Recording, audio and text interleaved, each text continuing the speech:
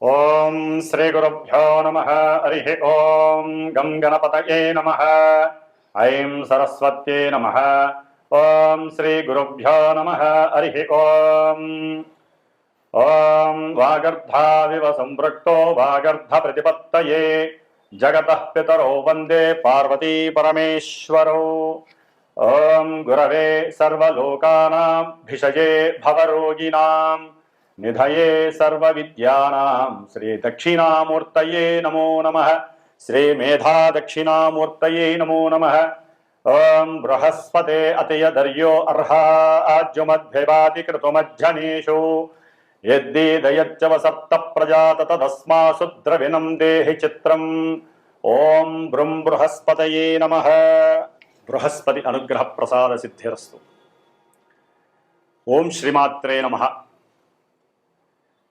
ఈ నెల మనకి మార్చి 30వ తేదీ నుండి కూడా మరి శనిగ్రహం ఆయన మారటం, రాశి మారటం, అట్లాగే ఇప్పుడు వచ్చేటటువంటి మే 14వ తారీఖున సూర్యుడు మేషం నుంచి వృషభ రాశిలోకి సంక్రమించేటప్పుడు అదే సమయంలో ఇప్పటి వరకు కూడా వృషభ రాశిలో ఉన్నటువంటి ఆ దేవగురువు అయినటువంటి బృహస్పతి అంటే గురుగ్రహం అంటారు. మరి ఈ గురువు వృషభ రాశి నుండి మిథున రాశిలోకి మృగశిర నక్షత్రంలో ప్రవేశం జరుగుతోంది. ఆల్రెడీ ఇప్పటికే ఆయన మృగశిర నక్షత్రంలో ప్రవేశం కాంచి తన యొక్క సంచారాన్ని చేస్తూ ఉన్నాడు. మరి ఈ యొక్క గురువు మే 14వ తేదీన మిథున రాశిలోకి ప్రవేశించగానే మనకి ఈ యొక్క గురువు వెరీ లాంగెస్ట్ డిస్టెన్స్తో, అంటే ఒక రాశి నుంచి ఇంకొక రాశికి దాదాపుగా 1 సంవత్సర కాలం తన యొక్క ప్రయాణాన్ని 3 నక్షత్రాలలో పరిభ్రమిస్తూ ఉంటాడు. మరి ఈ సంవత్సర కాలాలు దాదాపుగా మేషం నుంచి మీనం వరకు ఆయన 12 రాశులు చుట్టి వచ్చేటటువంటి సమయాన్ని పుష్కర కాల సమయం అంటారు. అంటే ఒక రాశిలోంచి ఈయన ఇంకో రాశిలోకి ప్రవేశించినప్పుడు మరి దేవాది దేవుడు దేవతలందరికీ గురువు అయినటువంటి ఆ సద్గురువు ఆ యొక్క బృహస్పతి మిథున రాశిలోకి ప్రవేశించగానే మే 13వ తారీఖు అర్ధరాత్రిన మనకి సరస్వతీ నదీ పుష్కరాలు ప్రారంభం అవుతున్నాయి. అంటే 14వ తారీఖు నైటు, అంటే మనకి మే 14వ తారీఖు నుండి దాదాపుగా 12 రోజులు ఈ యొక్క గురువు మనకి మే 26వ తేదీ వరకు పుష్కర సమయంగా భావిస్తారు. మరి ఈ పుష్కరాల్లో మనకి దగ్గరలో ఉత్తరప్రదేశ్లో ఉన్నటువంటి ప్రయాగ అంటే త్రివేణి పుష్కరం అంటారు, త్రివేణి సంగమం అని అంటారు. గంగా యమున సరస్వతి అంతర్వాహినిగా సరస్వతీదేవి మరి ఆవిడ పుట్టినటువంటి బద్రీనాథ్ నుంచి వచ్చి ఇక్కడ కలుస్తుంది. అట్లాగే బద్రీనాథ్ దగ్గర మానా అనేటటువంటి గ్రామంలో ఈ సరస్వతీదేవి ప్రవాహం చేస్తూ అంతర్వాహినిగా చక్కగా త్రివేణి సంగమంలో కలుస్తుంది. కాబట్టి అక్కడ గనక ఎవరైతే ఈ యొక్క 12 రోజుల్లో సాధ్యమైనంత వరకు ఓపిక, ఆరోగ్యము, మనసు, ప్రశాంతత ఉన్నటువంటి వాళ్ళు, ఉన్నతమైనటువంటి విద్యను పొందాలనుకునేవారు, అట్లాగే వ్యాపారపరంగా ఉద్యోగపరంగా జీవితాంతం చక్కటి ఆనందాన్ని, అట్లాగే కుటుంబ సౌఖ్యాన్ని, వివాహ యోగ్యతని, సత్సంతాన ప్రాప్తిని, ముఖ్యంగా ధనాభివృద్ధిని పొందేటటువంటి వారు ఈ సరస్వతీ నదీ పుష్కరంలో ఆ యొక్క స్నానం ఆచరించడం ద్వారా ఆ యొక్క బృహస్పతి అనుగ్రహం అందరికీ లభిస్తుంది. మరి ఈ గురువు దాదాపుగా జూన్ 13వ తేదీన వరకు కూడా ఈ గురువు కుజ నక్షత్రంలో ప్రవేశం చేస్తూ మనకి కొన్ని రాశుల వారికి కొన్ని రకాలైనటువంటి పరిస్థితుల్ని కలుగజేస్తూ ఉంటాడు. అట్లాగే జూన్ 13వ తేదీ నుండి గురుడు ఆరుద్ర నక్షత్రం రాహు నక్షత్రంలో వచ్చినప్పుడు దాదాపుగా ఆగస్టు 12వ తేదీ వరకు కూడా ఈ రాహు నక్షత్రంలో సారసల్పడం ద్వారా ఈ గురువు తనిచ్చే ఫలితాలే కాకుండా రాహు ఉన్నటువంటి రాస్యాధిపతి శని ఇచ్చే ఫలితాలు, రాహు ఇచ్చే ఫలితాలు కూడా చక్కగా ఇస్తూ ఉంటారు. అంటే కొన్ని అనుకూలతలు, కొన్ని ప్రతికూలతలు ఇచ్చే అవకాశాలు ఉన్నాయి. ఆ తదుపరి ఆగస్టు 13వ తేదీన పునర్వసు నక్షత్రంలోకి మారుతాడు. అక్టోబర్ 18న ఉచ్చస్థితి అయినటువంటి కర్కాటక రాశిలోకి ఈ యొక్క స్వామివారు మారే అవకాశం ఉంటుంది. ఆ తర్వాత నవంబర్ 11న ఈ గురుమహాదేవుడు కర్కాటకంలో వక్రీగమనం చెంది డిసెంబర్ 5న మరలా వక్రీగమన స్థితిలో మిథున రాశిలోకి వెళ్తారు. ఈ విధంగా వీరు ఈ గురువు దాదాపుగా మే 14 నుండి కూడా 2 రాశుల్లో తన యొక్క సంచారాన్ని సలుపుతూ వివిధ రాశుల వారికి అంటే మేషాది మీనరాశి పర్యంతం రకరకాలైనటువంటి ఆయన ఉన్నటువంటి నక్షత్రాల పరంగా కూడా రకరకాలైనటువంటి విశేషమైనటువంటి అనుభవాలు మనకి అనుభవంలోకి తెచ్చేటటువంటి పరిస్థితి గురుమహాదేవుడిస్తాడు. మరి ఈ బృహస్పతి అంటే ఈ గురువు విశేషమైనటువంటి జ్ఞానాన్ని కలుగజేసేటటువంటి దైవగ్రహం. అంటే సాక్షాత్తు దేవతలందరికీ కూడా ఈయన మంత్రి. ఈయన యొక్క సలహా లేకుండా అక్కడ దేవలోకాలలో ఎటువంటి కార్యక్రమము జరగదు. వాళ్ళు రాజులైనా సరే, ఇంద్రుడైనా సరే, ఎవరైనా సరే ఈయన యొక్క సలహా మేర మాత్రమే మంచి చెడు జరిగేటటువంటి అవకాశాలు ఉన్నాయి. మరి అంతటి పోర్ట్ఫోలియో ఉన్నటువంటి గురుడు మన యొక్క భూమి నుండి దాదాపుగా 43 కోట్ల దూరంలో ఉన్నారు. మరి అంత దూరంలో ఉన్నటువంటి గురువు ఔటర్ ప్లానెట్ అయి ఆయన యొక్క దృష్టి మరి కొన్ని రాశుల మీద పడే అవకాశం ఉంటోంది.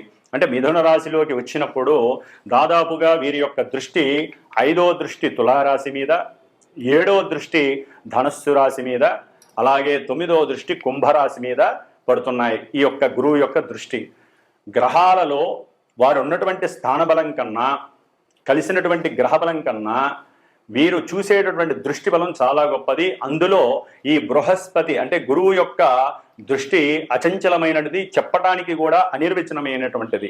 అంటే అంతటి చక్కటి శుభవీక్షణలు గురువుకున్నాయి. ఈయన గురువర్గానికి సంబంధించిన గ్రహాలలో గురువు అత్యంత శ్రేష్ఠుడు. ఈయన యొక్క దృష్టి పడితే చాలు ఎటువంటి వారికైనా కుజదోషాలు తొలగిపోతాయి. అట్లాగే ఈయన యొక్క నక్షత్రాల్లో ఉన్నటువంటి వారు అంటే దాదాపుగా గురువు యొక్క నక్షత్రాలు మనకి మేషం నుంచి కనుక చూసుకున్నట్లయితే మిథున రాశిలో పునర్వసు నక్షత్రం 1, 2, 3 పాదాల వారు, అట్లాగే కర్కాటక రాశిలో 4వ పాదం ఉంటుంది ఈ గురువు యొక్క నక్షత్రాలు. అట్లాగే మనకి తులారాశిలో ఈ యొక్క విశాఖ 1, 2, 3 పాదాలు, అట్లాగే మనకి వృశ్చిక రాశిలో విశాఖ నక్షత్రం 4వ పాదం గురు నక్షత్రం ఉంటుంది. అట్లాగే కుంభరాశిలో పూర్వభద్ర 1, 2, 3 పాదాల వారు, అట్లాగే మనకి మీనరాశిలో పూర్వభద్ర నక్షత్రం 4వ పాదం. ఈ యొక్క 3 నక్షత్రాలు కూడా మనకి ఈ యొక్క రాశుల్లో సంచారం చేస్తూ ఉంటాయి కాబట్టి, అట్లాగే గురువు యొక్క రాశులు 12 రాశుల్లో ధనుస్సు రాశి మీనరాశికి ఆధిపత్యం వహించినటువంటి గురుడు మరి ఉన్నతమైనటువంటి దివ్య జ్ఞానాన్ని దేవతల యందు, అట్లాగే దైవం యందు, సదాచారాలు సాంప్రదాయాల యందు చాలా ప్రతిష్ఠిని కీర్తి ప్రతిష్టలు ఇచ్చేటటువంటి వాడు. అట్లాగే ఉన్నతమైనటువంటి మోక్ష మార్గానికి ఈ గురువు యొక్క ప్రాధాన్యత చాలా ఉంటుంది. కాబట్టి మన యొక్క ప్రపంచంలో దేశంలో ఉన్నటువంటి ఎన్నో మఠాలు, ఆశ్రమాలు, దేవాలయాలు, మత సంస్థలు, అట్లాగే న్యాయస్థానాలు, ఉన్నతమైనటువంటి సముద్రాలు, అట్లాగే ఎన్నో కేంద్రీయ విశ్వవిద్యాలయాలు, ఉన్నతమైనటువంటి ప్రొఫెసర్లు, న్యాయస్థానాలు, జడ్జీలు, మరి న్యాయవాదులు అంటే న్యాయానికి సంబంధించి, అట్లాగే పెద్ద పెద్ద పోర్ట్ఫోలియోస్లో ఉన్నటువంటి ఆర్థిక శాఖ మంత్రులు కావచ్చు, ఫైనాన్స్కి సంబంధించిన మేనేజింగ్ డైరెక్టర్స్ కావచ్చు, విదేశాలతో లావాదేవీలు జరిపేటటువంటి ఉన్నతమైనటువంటి వ్యాపార సంస్థలు కావచ్చు, లాజిస్టిక్స్ కావచ్చు, నీటికి సంబంధించినటువంటి వ్యవహారాలు కావచ్చు. ఇట్లా ఈ గురు మహాదేవుడు 9, 12 స్థానాల్ని ఆధిపత్యం వహించి ప్రతి మానవుడికి కూడా పూర్వజన్మ సుకృతాన్ని ఈ జన్మలో అనుభవింపజేసేటటువంటి స్థితి కలిగిన వాడు ఈ యొక్క బృహస్పతి. కాబట్టి ఈ యొక్క బృహస్పతి మరి రాశి మారటం ద్వారా కలిగేటటువంటి మేషాది మీనరాశి వారికి ఏ విధమైనటువంటి ఫలితాలు మనకి వాడుకలోకి అనుభవంలోకి వస్తాయో మరి ఇప్పుడు తెలుసుకుందాం. ఓం బృం బృహస్పతయే నమః. ఈ బృహస్పతి మారడం ద్వారా ప్రతి రాశి వారికి శుభప్రదమైనటువంటి పరిస్థితులు కలుగుతూనే ఉంటాయి.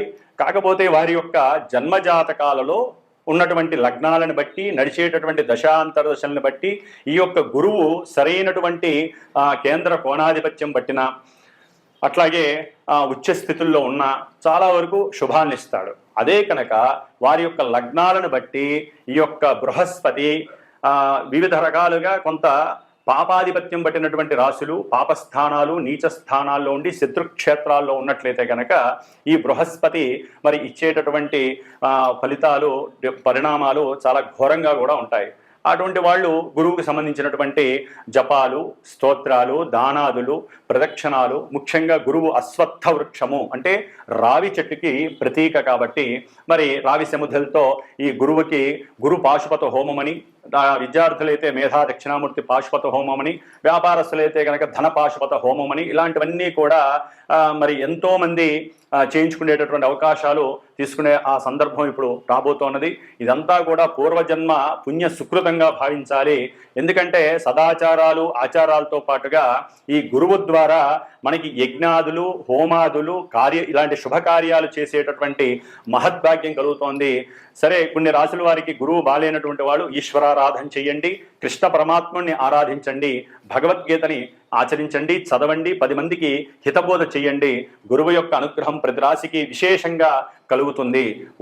కన్యారాశి వారికి దేవగురువు అయినటువంటి బృహస్పతి అనగా గురువు మే 14 తర్వాత మిథున రాశిలోకి సంచారం చేసేటప్పుడు అక్టోబర్ 18 వరకు కొన్ని ప్రభావాలకి లోనే ఉంటారు. అక్టోబర్ 18 తర్వాత మరలా కర్కాటక రాశిలోకి వచ్చినప్పుడు శుభ పరిణామాలు వీరికి చక్కగా లభిస్తూ ఉంటాయి కన్యారాశి వారికి.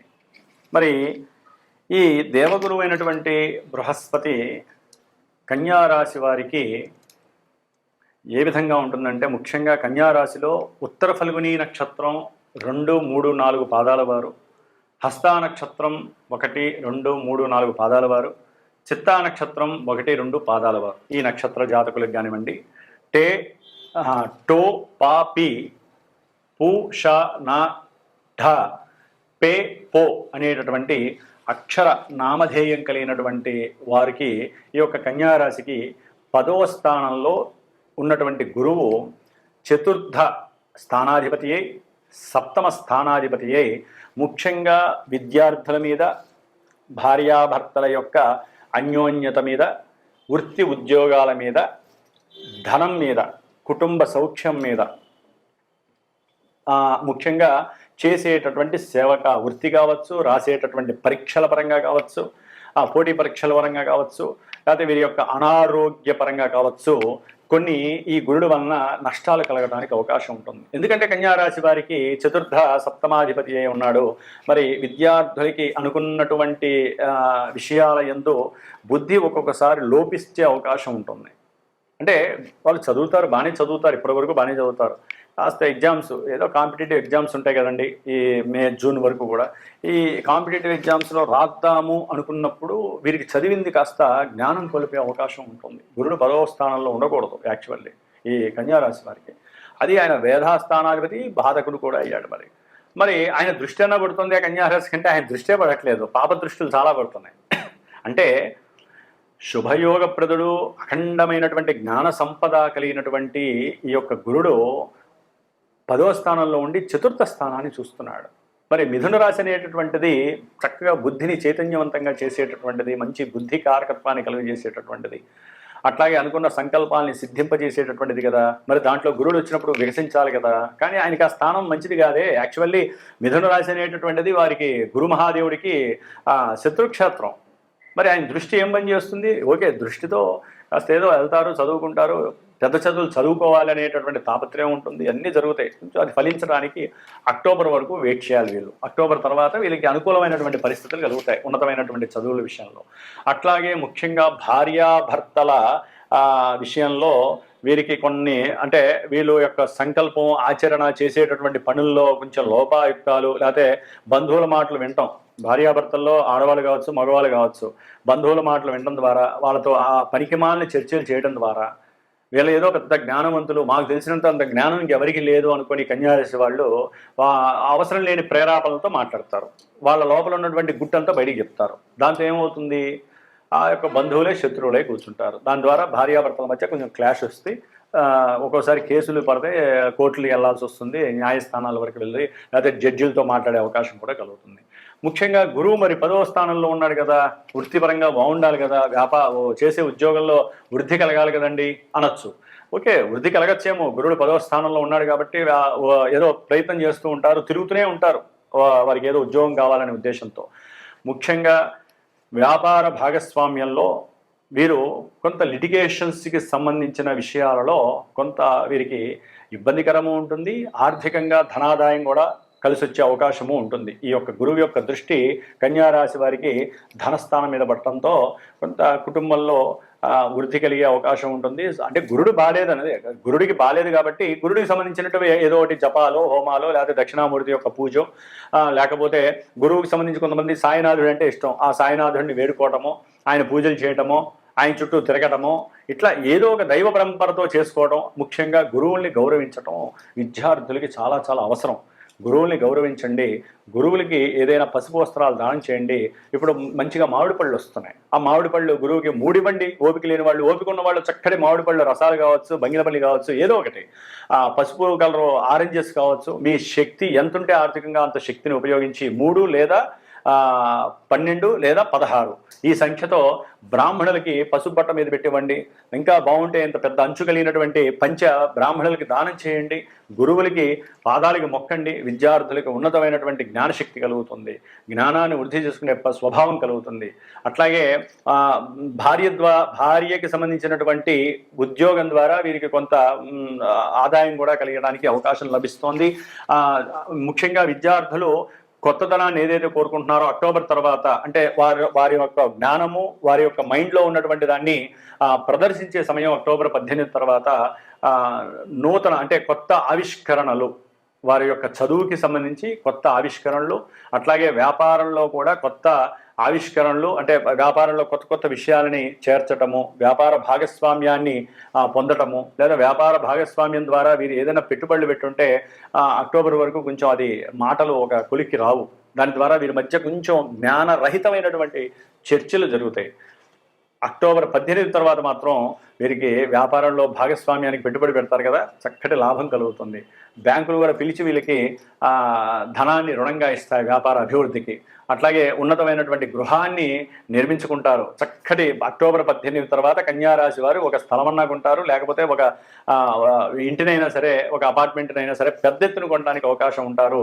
వీళ్ళంటే రెన్యువల్ చేసి ఇంత చిన్న ఇంటిని పెద్ద ఇల్లు చేసుకునేటటువంటి అవకాశం ఈ గురుడు తనకున్నటువంటి బ్రాడ్నెస్, అంటే ఇంత దాన్ని అంత చేసే శక్తి ఎక్కువగా ఉంటుంది ఈ గురుడికి.